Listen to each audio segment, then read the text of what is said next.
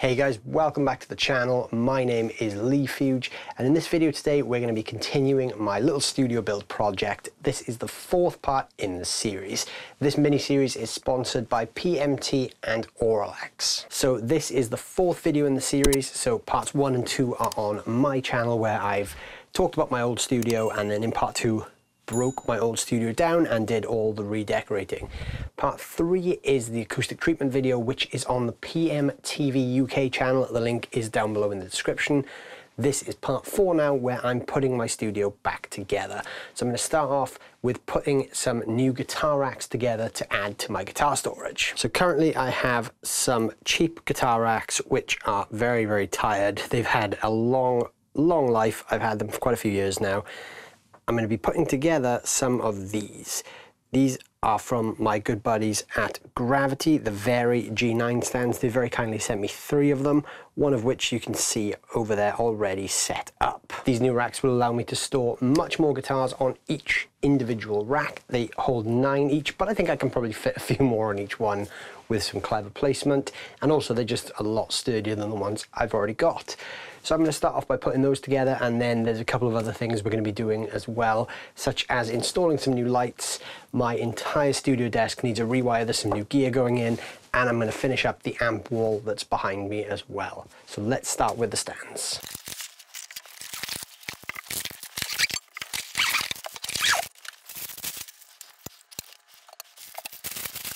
These Gravity stands are super easy to put together. They come in a box with 4 individual poles and 2 of these side units, and they pretty much just bolt together with a few screws.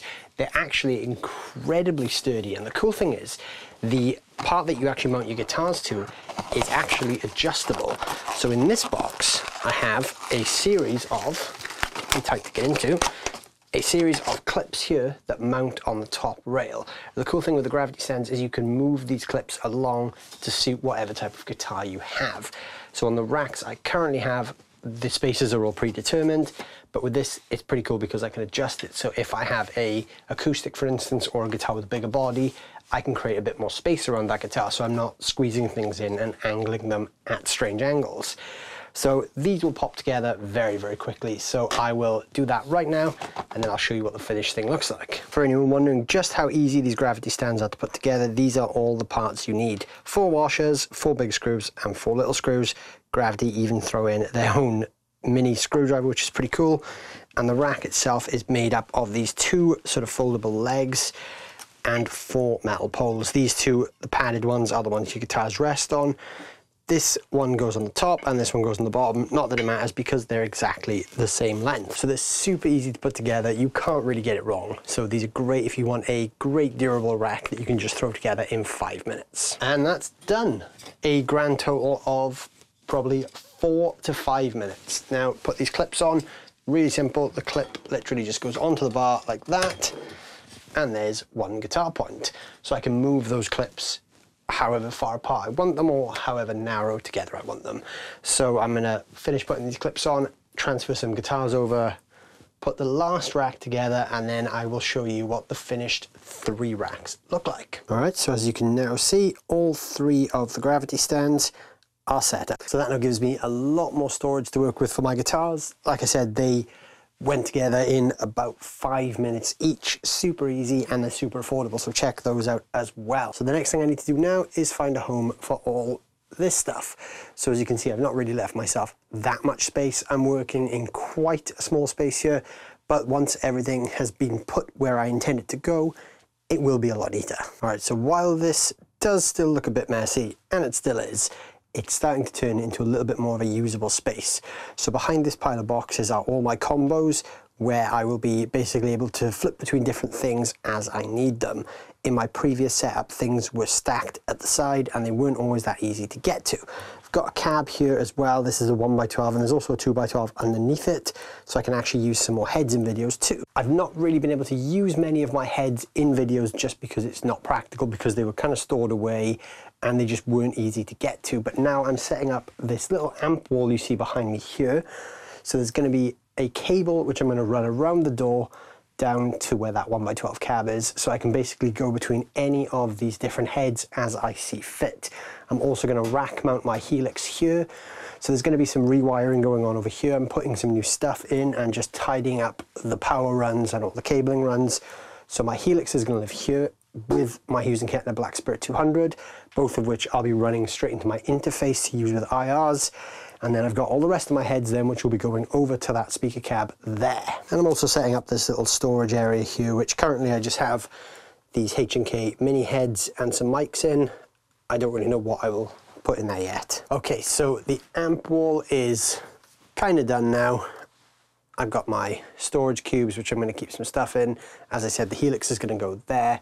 This is sort of complete now. The next thing to do, which really isn't that much fun, so I'm probably not going to make you watch me do all of this, is take all this stuff apart and rewire it. I've been using this Focusrite 8920 that you can see through the mess on my desk for the best part of, I think, about 8 years now. So it's time for an upgrade. So what is going in its place? So let me just pop the camera down and I will show you what's going in its place. So a few weeks ago, I got my hands on the brand new 8920. So this is the 3rd generation one that's going to replace my existing 1st generation one. I've had the 1st generation one for about 8 years now. The drivers are, you know, they work, but they're getting to that point where they're starting to get a little bit glitchy with the constant Windows 10 updates. So I've gone and pulled the trigger on the 3rd generation one. I'm going to be keeping the 1st gen one and running it with an ADAT cable into this one, which will give me an additional 8 preamps. So this has 8 built-in mic preamps, as does the Gen 1.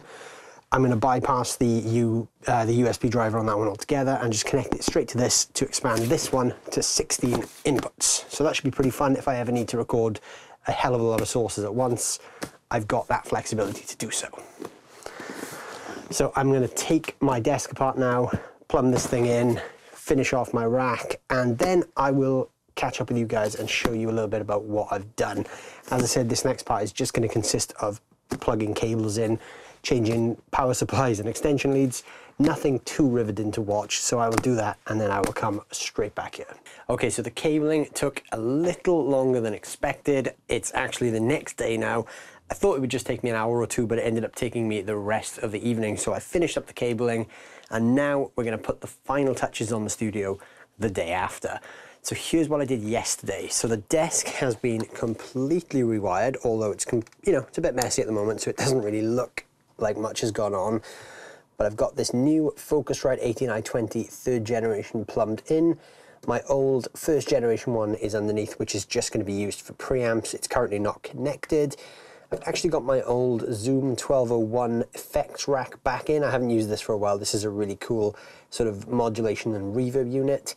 And I've got my power supply at the top there. And then connected to this, I've got over here my Line 6 Helix, which is running into the front end, currently into the 1st input of the Focusrite. And then above that, I've got my Hughes & Kettner Black Spirit 200, which is going from an XLR out into one of the other inputs at the back of the unit. So I'm running this direct with the IRs. All the rest of the amps, which are not fully cabled in yet, will be going through this 1x12 over here, which I will then record into the front end as well. So I've got a couple of these sort of 3-layer shelves. I'm going to put one about here somewhere with a couple of pedals on, and I've also got some single cube versions as well that I will dot around for detail. So let's get the first one up. Most people, when putting up a shelf, would probably use a spirit level, but I'm going to use the spirit level built into my phone because why not?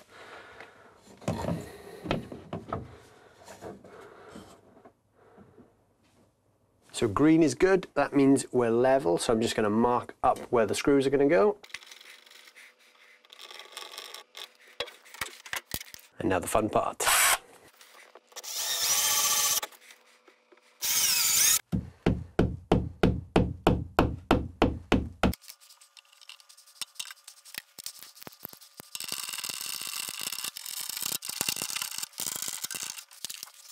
Okay, so there's the first one up.